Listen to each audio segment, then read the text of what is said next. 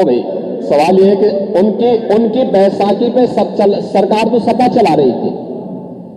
ये नैतिक दायित्व तो आप लोगों का था, लेकिन आप लोगों की राक्षसी वृत्ति पर लगाम लगाने के लिए तात्कालिक रूप से आवश्यक था कि भारतीय जनता पार्टी उन्हें सपोर्ट करे, और भारतीय जनता पार्टी के नेतृत्व ने उस समय उस प्रकार की सौहार्दता का परिचय दिया। स्वर्गीय ब्रह्मदत्त द्विवेदी जी अपनी जान पर खेल करके समाजवादी पार्टी के गुंडों से भिड़े थे स्टेट गेस्ट हाउस में। तब जाकर के सुश्री मायावती जी सुरक्षित हो पाई थी। यह स्थिति थी आपकी। आप लोग किस नारी गरिमा की बात करते हैं? कौन सी नारी गरिमा की आप बात करते हैं? और एक लंबी फेरस्त है इसके बारे में। तो आपके समय में 2014 में ज्यादा दिन नहीं हुए, तब भी स्पीकर आप ही थे। बदायूं में जो घटना घटित हुई थी, अंतर्राष्ट्रीय स्तर पर मामला गूंजा था। आपके नेताओं के बयान क्या आए थे? किस प्रकार के गैर जिम्मेदाराना बयान आते थे? नारी सुरक्षा के साथ कोई समझौता नहीं हो सकता। नारी आधी आबादी को मिलने वाले सम्मान को प्रोत्साहित किए जाने के बजाय आप लोग हतोत्साहित करते हैं, उसमें बाधक बनते हैं। और किस प्रकार से आप लोगों ने प्रस्ताव भी चेयर से अध्यक्ष जी ने भी आपको बताया किस तरीके से आप अनुसूचित जाति जनजाति के लोगों पर डकैती डलवाने का काम कर रहे थे। प्रस्ताव तो आप ही की अध्यक्षता में सदन पारित करवा के भेज रहा था तत्कालीन कांग्रेस सरकार के पास। यह आचरण था आप लोगों का। अनुसूचित जाति जनजाति को उसका अधिकार मिले, महिलाओं को उसका अधिकार मिले, पिछड़ों को प्राथमिकता मिले, वंचितों को वरीयता मिले। यही तो एनडीए की सरकार की प्राथमिकता है और यही प्रतिबद्धता है। ये नारी शक्ति बंधन अधिनियम उसी प्रतिबद्धता का परिणाम है और उसी को प्रस्तुत करने के लिए हम सब यहां पर आए हैं। मैं तो भौचक हूं इस बात को लेकर के। आप लोग बात करते हैं, याद रखना आप सभी लोग महिलाओं के साप से शापित हैं। और मैं इसलिए कह रहा हूं कि कांग्रेस की दुर्गति आप देख रहे हैं। 40 साल हो गए हैं, 40 साल उत्तर प्रदेश कांग्रेस के देश से लगातार बंजर होता जा रहा है। मैं वही कह रहा हूं ना, इसलिए बंजर हो रहा है। और कमोबेश आपने अब कांग्रेस का अनुसरण करना शुरू कर दिया है, तो आपको भी उसी बंजर दिशा में जाना ही जाना है, यह तय है। कांग्रेस के पतन का कारण क्या था? एक मुस्लिम महिला के साथ वही अत्याचार पर मौलवियों के सामने घुटना टेक करके नाक रगड़ने की प्रवृत्ति। शाहबानो प्रकरण में आप लोगों ने एक मुस्लिम महिला के साथ जो अन्याय किया था, उस समय शाहबानो प्रकरण के बाद जो चीजें सामने आई थी, सुप्रीम कोर्ट ने किस प्रकार की टिप्पणियां की थी। अगर कांग्रेस से पाप नहीं करता, मौलवियों के दबाव में नहीं आता, भारत के कानून का सम्मान करके शाहबानो को भी न्याय दिया होता, तो यह दुर्गति नहीं होती। महिला विरोधी आपका आचरण 3 तलाक के मुद्दे पर भी देखने को मिला था। 3 तलाक का कानून जब प्रधानमंत्री मोदी जी, आप लोग तो शाहबानो वाले मामले में एक महिला के साथ अन्याय किए, लेकिन 3 तलाक का कानून जब आ रहा था तब भी आप लोगों ने, इंडी गठबंधन ने, कांग्रेस ने, समाजवादी पार्टी ने तब भी इस 3 तलाकी कुप्रथा का समर्थन किया था। दुनिया के अंदर तमाम इस्लामिक देश 3 तलाक की कुप्रथा को नहीं मानते। लेकिन आप हैं सुधरेंगे नहीं, वही कठमुल्लापन की ओर देश को ले जाना चाहते हैं। देश कहां जा रहा है? यह देश फतवे की राजनीति बंद करवा चुका है, लेकिन आप उसको मानने को तैयार नहीं। 3 तलाक के बिल का आप लोगों ने विरोध किया और किस तरीके से आप लोग उन दुर्दांत माफियाओं के सामने नाक रगड़ते थे। यहां पे तो समाजवादी पार्टी की ही विधायक श्रीमती पूजा पाल उसका सबसे बड़ा उदाहरण है। एक गुंडा और एक माफिया के सामने समाजवादी पार्टी किस प्रकार से नतमस्तक होती थी जब स्वर्गीय राजू पाल की हत्या होती है। आप लोग यानी उस पूजा पाल की आंखों के आंसुओं को भी नहीं पहुंच पाए थे। आप लोगों की कोई सहानुभूति नहीं थी। आप जाति के नाम पर समाज को बांटते हैं,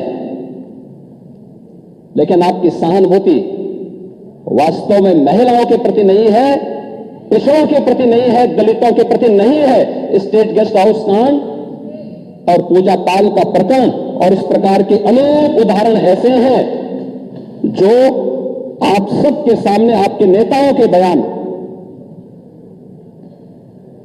जेल की यात्रा कर रहे आजम खान के बयान हो, आपके पूर्व सांसद एसटी हसन के बयान हो, मुंबई में अबू आजमी के लगातार महिला विरोधी बयान हो, या फिर आप लोगों के वे सभी नेताओं के बयान, जिसके बारे में मैं तो कह सकता हूं कि काले कर्मों से जो राजमहल सजाते हैं वही इतिहास में कलंक बन जाते हैं। और यही कलंक बनने का काम आप लोगों ने 17 अप्रैल को लोकसभा के अंदर समाजवादी पार्टी ने, कांग्रेस ने, डीएमके ने, टीएमसी ने बनने का काम किया है, जहां पर नारी गरिमा के लिए, नारी सशक्तिकरण के लिए उठाए जाने वाले एक महत्वपूर्ण प्रस्ताव को आप लोगों ने सदन के अंदर गिरा करके इस तरीके से अपमानित करने का काम किया था। प्रस्ताव गिरा, उसके बाद आप लोगों ने बधाइयां दी एक दूसरे को, यानी हमने महिला आरक्षण विधेयक पारित नहीं होने दिया, इसके लिए बधाई दी जा रही थी। विजुअल्स दिखाए गए उस प्रकार के, नारेबाजी कर रहे थे आप लोग।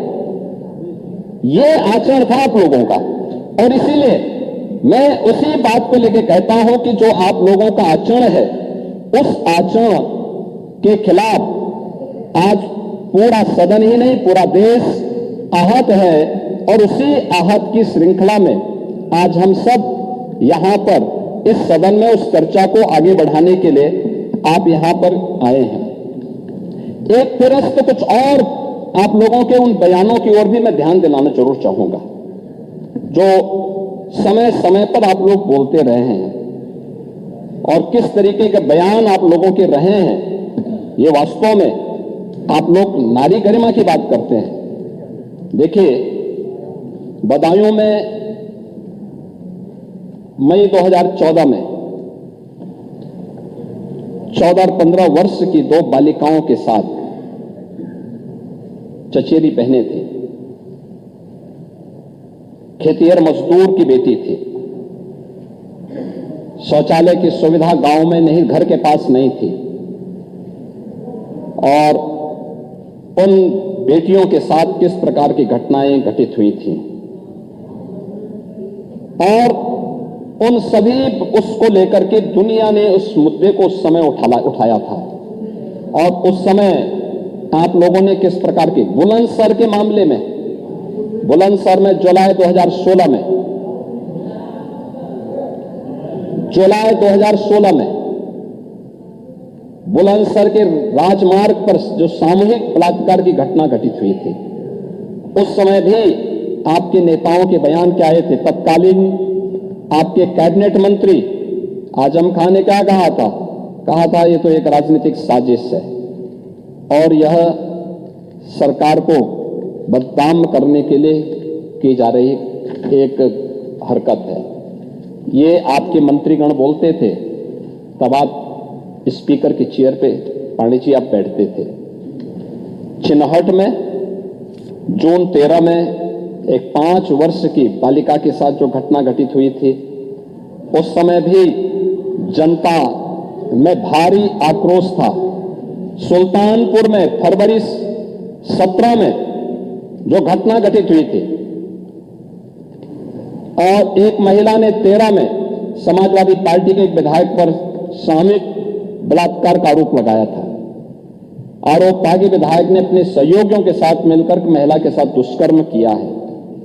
महिला ने उस समय पुलिस में एफआईआर दर्ज कराई, लेकिन राजनीतिक दबाव में उसको न्याय नहीं मिल पाया और फरवरी 17 में उस महिला की हत्या कर दी जाती है। ये घटनाएं आपके समय में लगातार घटित होती थी। ऐसे लखनऊ के मोहनलालगंज में जुलाई 14 में, हापुड़ में 2013 में एसिड अटैक की घटनाएं, ढेर सारी ऐसी घटनाएं हैं जिसका जवाब हमारे सहयोगी यहां पर समय समय पर आपको उपलब्ध करवाएंगे और उन सभी बातों को देंगे। मान्यवर, मैं आज के अवसर पर जरूर बोलना चाहूंगा कि ये जितनी भी घटनाएं घटित हुई हैं, ये महिला संबंधी अपराध रोकने के लिए जो सबसे महत्वपूर्ण पहल होनी चाहिए वह उनके सशक्तिकरण की होनी चाहिए और सशक्तिकरण में हर एक स्तर पर उन्हें सशक्त करने की दिशा के लिए जो कदम बढ़ाए जाने चाहिए।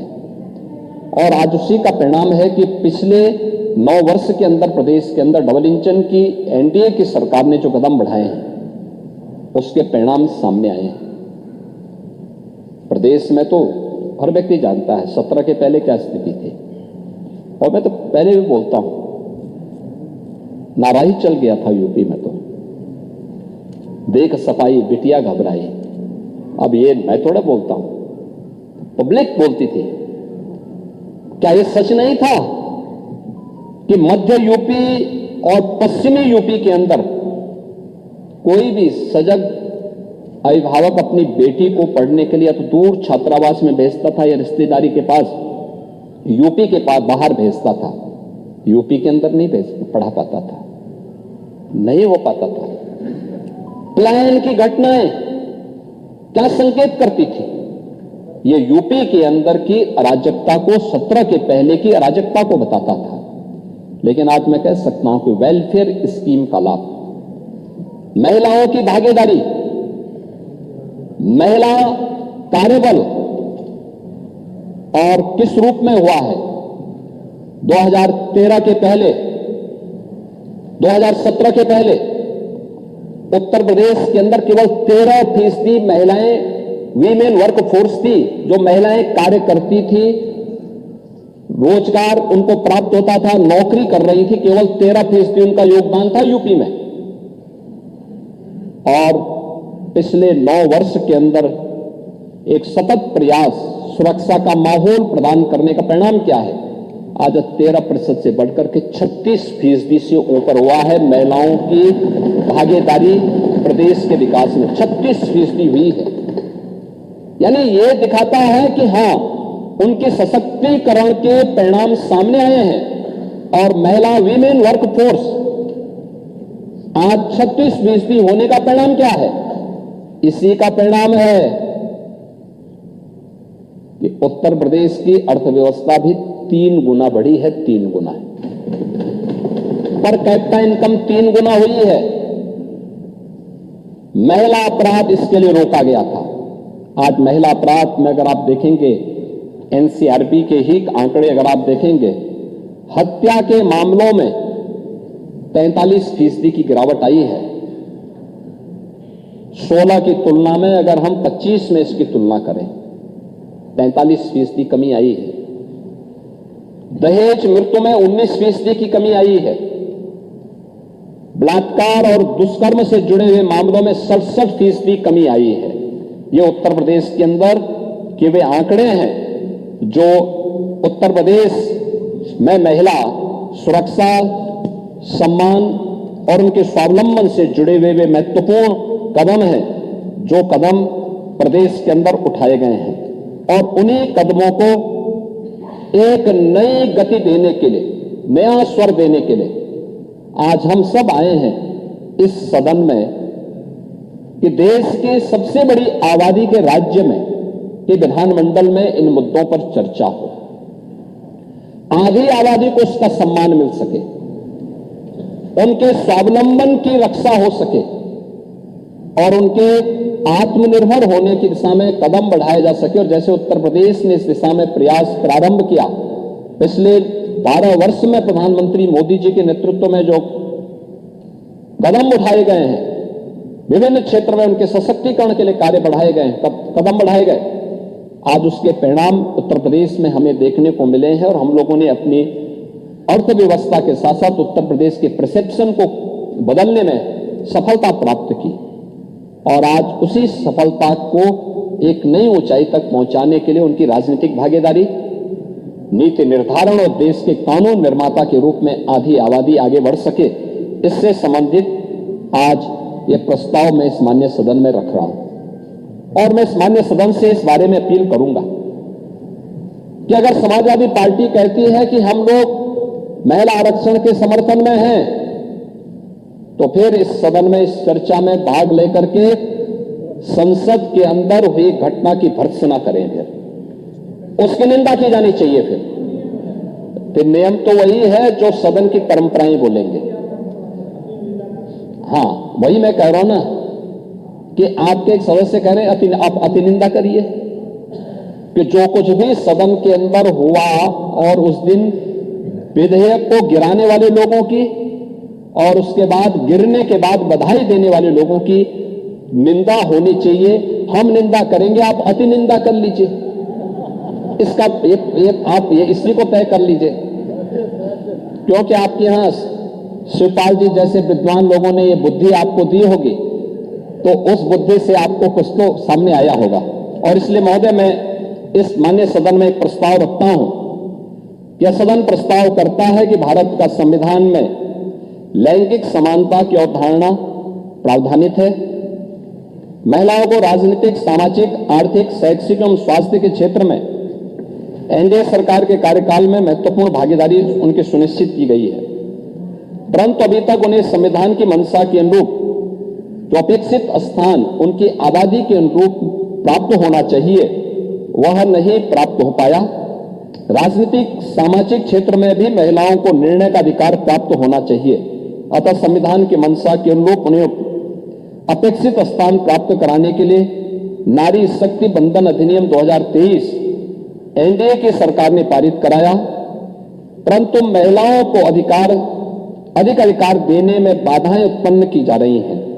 इस समय के पहले उन्हें अधिकार प्राप्त हो और आगामी संसद के चुनाव में यह अधिकार प्राप्त हो, इस देश से जो बाधाएं उसमें पैदा की गई हैं, इन बाधाओं को चिन्हित कर उसका निराकरण एवं महिलाओं को अपेक्षित स्थान प्राप्त करने की दिशा में नारी सशक्तिकरण विषय पर यह महत्वपूर्ण चर्चा के लिए मैं इस सदन में प्रस्ताव रखता हूं और मैं विश्वास व्यक्त करता हूं कि सभी माननीय सदस्यगण इस चर्चा में भाग लेकर के और वास्तव में चाहते हैं कि आधी आबादी को उनका अधिकार प्राप्त हो, तो फिर 17 अप्रैल को सदन के अंदर यानी देश की संसद लोकसभा में इंडी गठबंधन के आचरण की उनको निंदा करनी चाहिए, उसकी भर्त्सना करनी चाहिए और आज के इस प्रस्ताव का समर्थन करते हुए वे